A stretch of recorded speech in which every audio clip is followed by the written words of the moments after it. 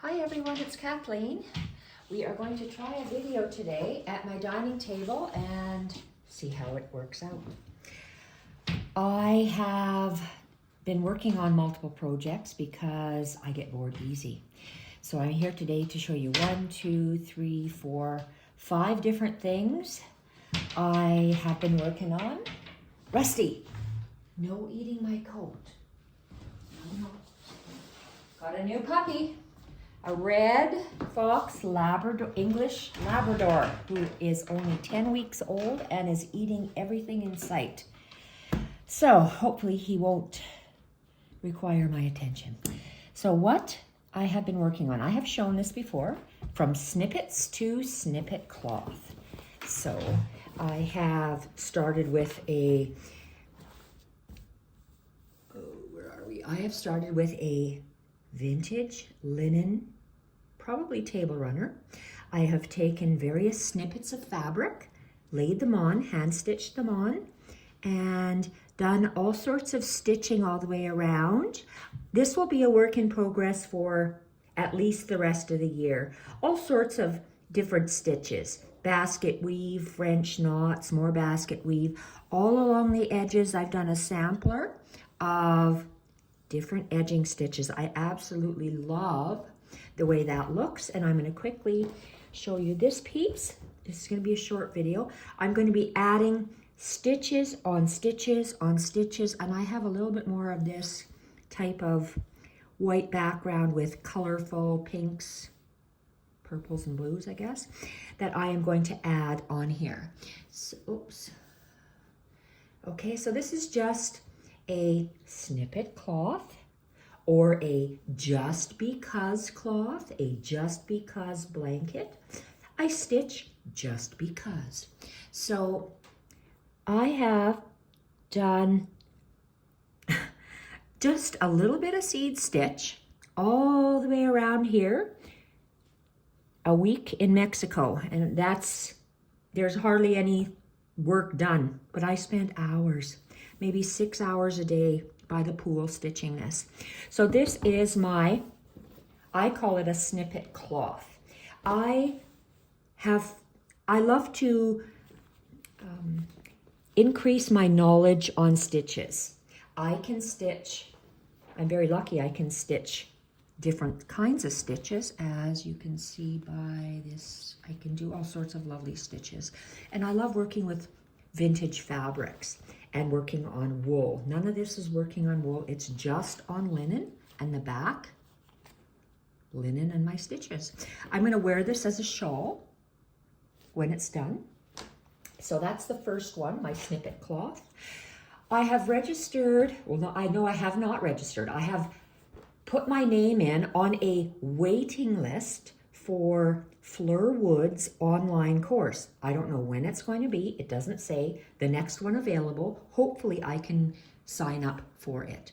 So what is this? This is a piece of linen. It's a square and it was white. And I did the same sort of thing. It had the pre-done holes, which we probably cannot see, like this. Pre-done holes. It's a type of hem or edging they have done on the linen to finish it off. So am I in frame? Okay. So I have used different threads. This is a variegated blue thread. And I have tried to use different kinds of stitches because I just love the way that looks. I absolutely love the way it looks. And I would like to fill in these spaces. Okay, let's back up. Empty cloth, plain linen. Then I started to stitch like Jennifer Clouston along the edges to do different stem stitches. Oh, I'm probably waving away and you can't see. Different stem stitches. So I started in the center and I radiated out towards the corner like one of her books does. And I started to lay down some running stitches of different kinds of stitches for stems. Then I got bored. So then I thought, okay, what am I going to do? So then I thought, okay, I love doing these fancy stitches. Let's use the big size 3 and I've shown pictures of this already on Instagram, size 3 and pearl cotton, and I just did different stitches to fill in the space. I love that. To me, that reminds me of Fleur Woods. Instead of just doing one kind in each petal, I just did different stitches. She may do that as well. I don't know. I haven't seen her book, but the pictures online are gorgeous. I want to do something like that. So where was I going with this? I did it in a smaller thread. And can you see all those delicate little stitches that make the petals of that flower? Love it. I'm going to continue to do that sort of thing. And so snippets to snippet cloth,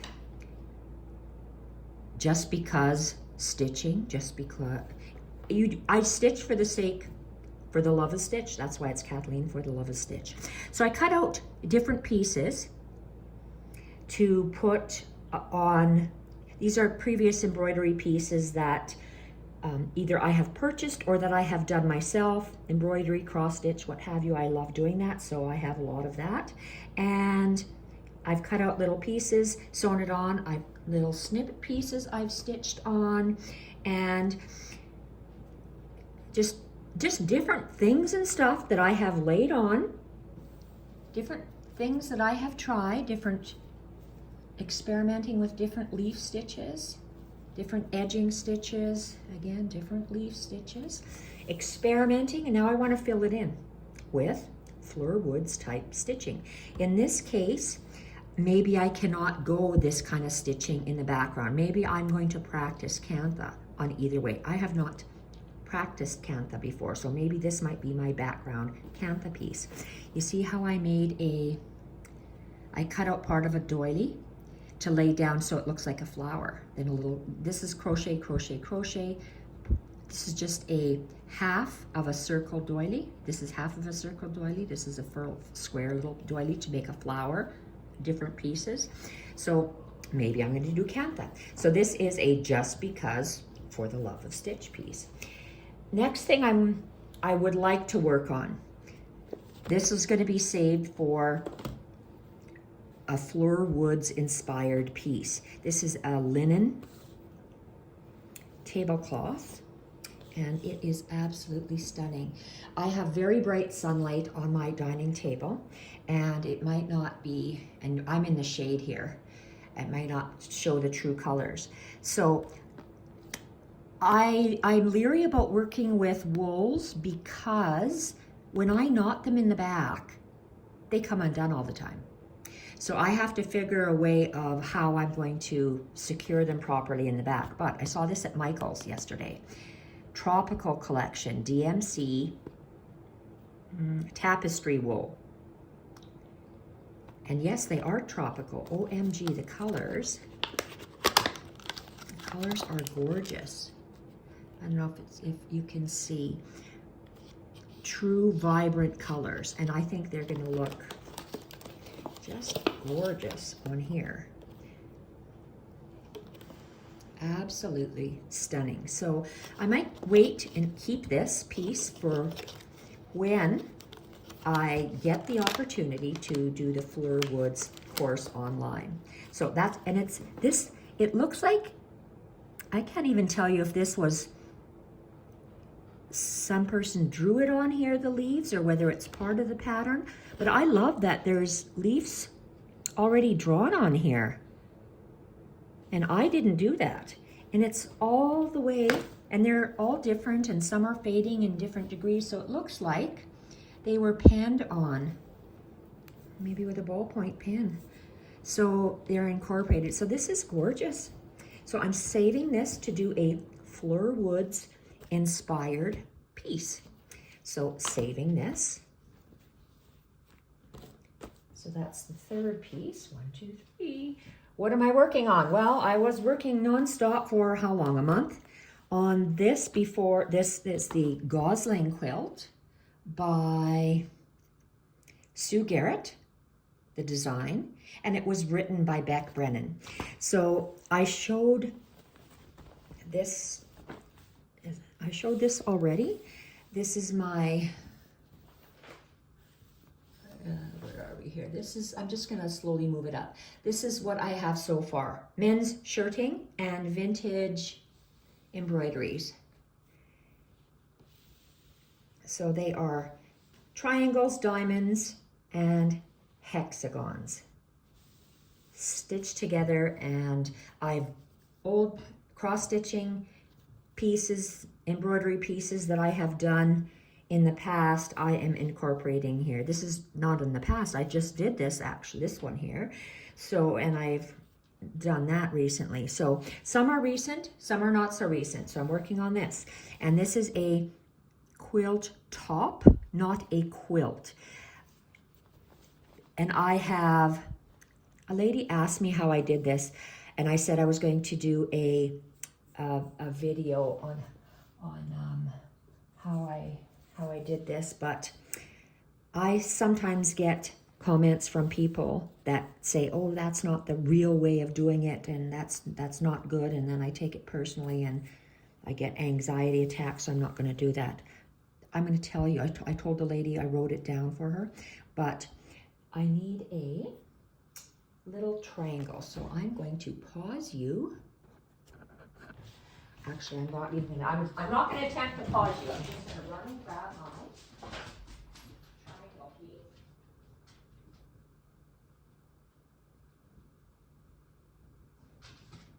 And I will show you quickly. I'm not going to do it. I'm going to tell you how I'm going to do it. Thank goodness my 3 hounds didn't bark. Okay, so I have part of the template from the Gosling Quilt.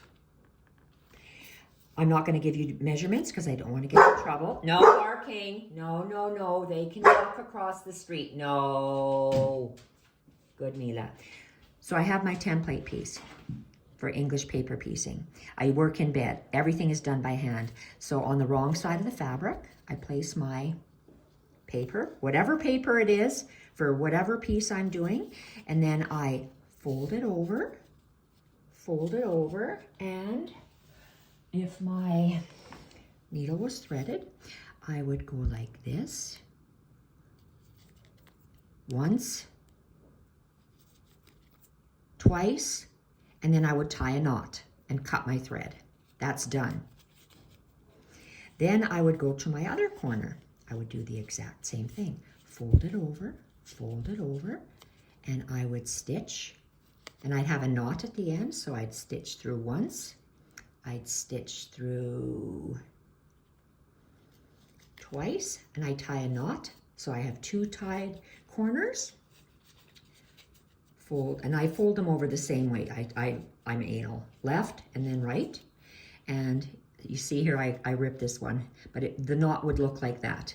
There's a brown piece. So I took this one apart for some reason. So yes, I would stitch it once, stitch it twice, and there'd be 2 little knots, the starting knot and the ending knot. Then I'd have a triangle that is all stitched together like that. Then I would take my finger and I would pull out the paper piece. And then I'd have a piece that looks like that. So then I lay whichever piece I want to be laying next to each other. I just lay them next to each other. I open it up, and then I come through the back, and I'm sewing these 2 together. So I come through on one side. Of course, I'm going to have thread in there. And then because there's that little flap that sticks out, I anchor it down. So I'm anchoring the tips together. And then I come back, I anchor it, so I have a piece of thread anchoring that together. Then I come up a little ways, right of the edge of the blue, come through, and then this is called a ladder stitch or a hidden stitch. You come straight across to the white, stick your needle in, slide it however long your stitches. My stitches are about 3/8 of an inch in length. I pull it through on one side, so you see that little brown little stitch across, and then it goes in between the white, and then, so I come out of the white, then I go down into the navy, right across from where I came out on the white, and I take and I'm really on the edge, and I take a little bite, 3/8 of an inch, and I go across, and then I go directly across onto the white, real close to the edge, and I go across like that, and it's a ladder stitch along the blue, straight over, along the white, straight over, along the blue, and you keep going to the end, and then you can see where I have just little tacking. I just tack those two together, and I hand stitch this all in bed. So this is what I've been working on. I have these triangles put together, and these triangles, so I have 4 triangles, and I use the same shirting fabric all the way across. And for these 4, I've used similar pieces from the doily, the embroidered doily. So 1, 2, 3 different pieces from the doily, and they're repeated 4 times. So with this one here, you can see that it's that on top and this on the bottom. So if I were to sew these 2 together, I have two sides of 2 triangles to stitch. So I would, am I still going? Yeah. I would,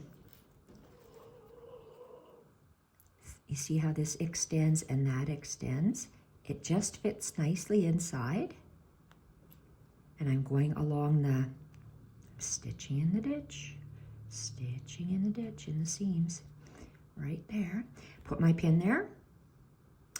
And sometimes this was, you see how my OCD kicks in and I'm out a little bit? I'm out about 3/8 of an inch. So what do? I am going to I'm going to make them fit. I use the same template, and that's why I don't do quilting, because it like this, because it really bothers me that it doesn't line up. So I'm coming in.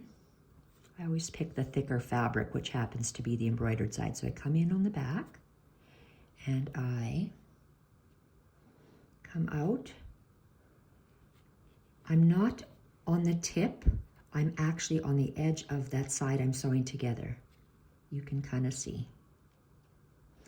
And then I bring my thread out. My needle would be threaded. Just telling you what I do.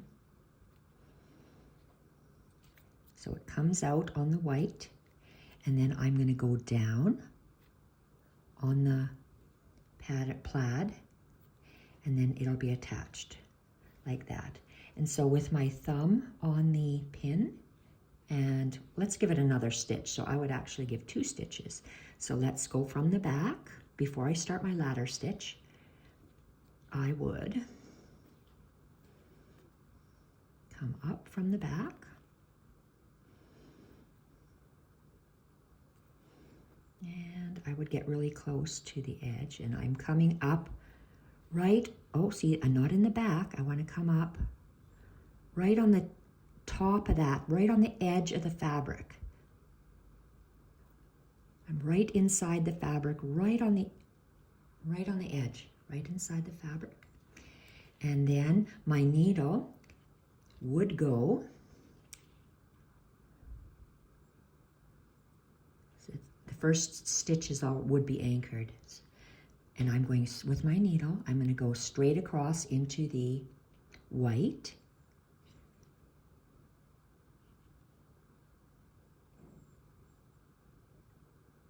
Okay, I'm in the fabric, but I want to do a ladder stitch, so I'm going to bring it across the top. So I take another bite along the top. And so when it's stitched, it'll be all invisible. Like this, you can't even see where I stitched. So when I do my triangles together, I sew these two, this seam. Doesn't matter which order you do it, but this is just what I did. These two get sewn together. Then I add this one on, so I add that line. Then I add that line on. So I'm just sewing one side on at a time, and then this side. Then I sew that strip. Then I would sew this strip. So that's the second strip. And then the last triangle, I sew on like that. I don't know, my stitching, I use very similar thread, and it's hard to see, but it goes across here, here. It's hidden, and it goes across the fabric.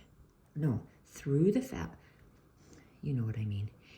When you come up, you go through the fabric, across to the other side, through the navy, across to the other side, through the white, across. So that's the ladder stitch.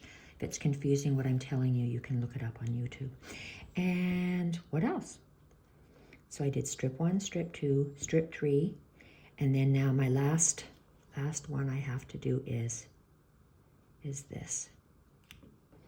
You see how I made that fit? I said I put my pin in here in the stitch in the ditch. My pin, and then I pull.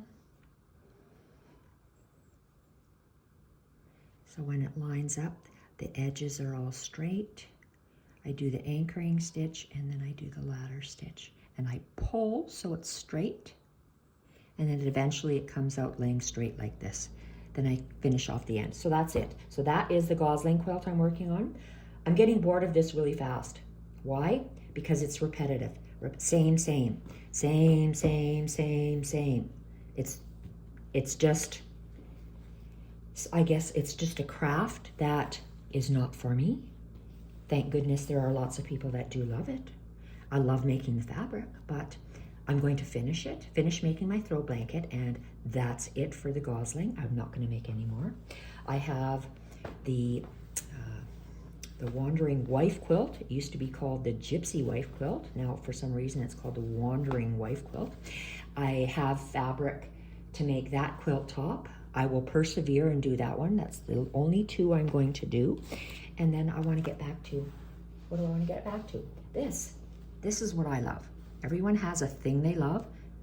I love working with snippet cloth. So that's what I'm going to work off. The last thing I wanted to share with you is I showed this, maybe I showed this, maybe I didn't. I don't know. I can't remember.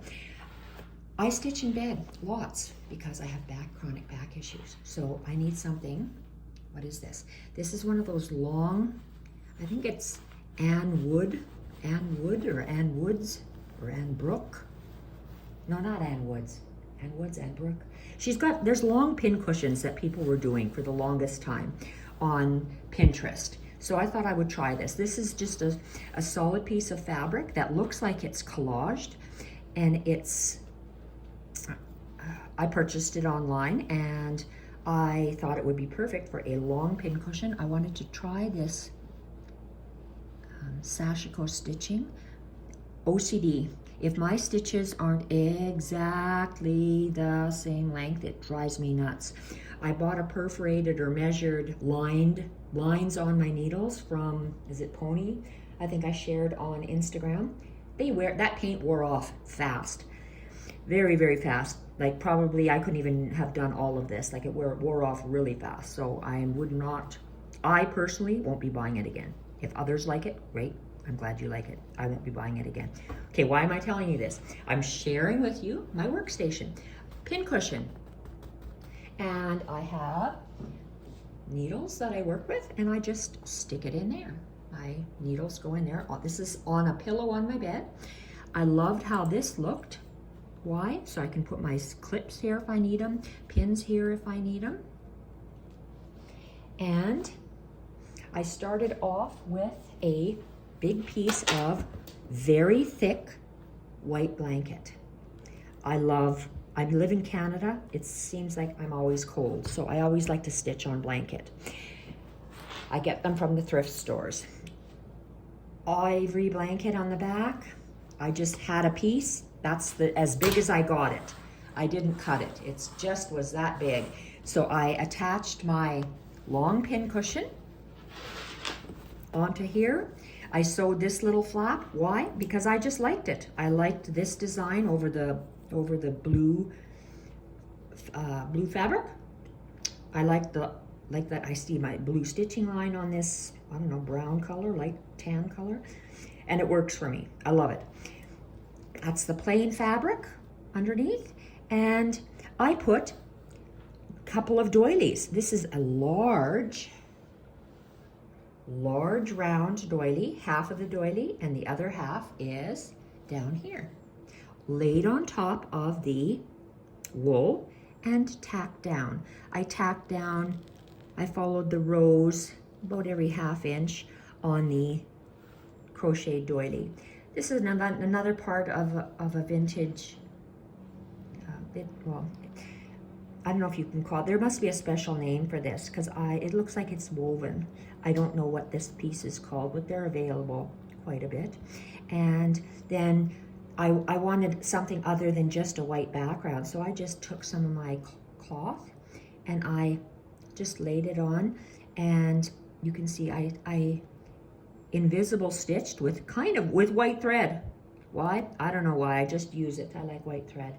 And I would, this was part of the blanket that you could see underneath, so I just went horizontal stacked stitch. I just love that horizontal running stitch. I love that, in different lengths. And then in here, same thing, just a piece of fabric laying on top. I supposedly invisible stitched, but you still see the little bit white all the way up. And then that horizontal stacked stitch. And I did this is a blanket stitch all the way across the top, all the way across the top, all the way across the sides, two sides, and the bottom, and even the edge. This is blanket stitched along the edge. And what is this? Well, I bought a very expensive kit from a Trapato. It's a store here in Edmonton, and they do have online, and they have different, it's a fabric store, and they also had kits, different types of just squares that you could, that had a pattern for the sashiko stitching. So I bought, I don't know, 4 different kinds of fabric that came in. It's just the fabric and the pattern. And I think it had the stitching lines on it. And I had to buy the sashiko needles separately. I had to buy the sashiko threads separately. And this was a kit. The kit came with instructions and just this blue.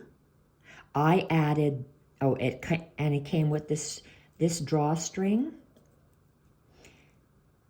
and the metal. So the square to do the bag, just the marked square to do the bag, not the lining, just the outside of the bag that was marked. So that's what, a strip of maybe 5 inches by 10 inches, a strip of fabric that's marked 5 by 10 inches. The hardware and the string was about $78 here. Just for that, I had to buy, I used my own denim for the inside. I bought some extra fabric for the outside. It's supposed to be a little purse. It doesn't close very well.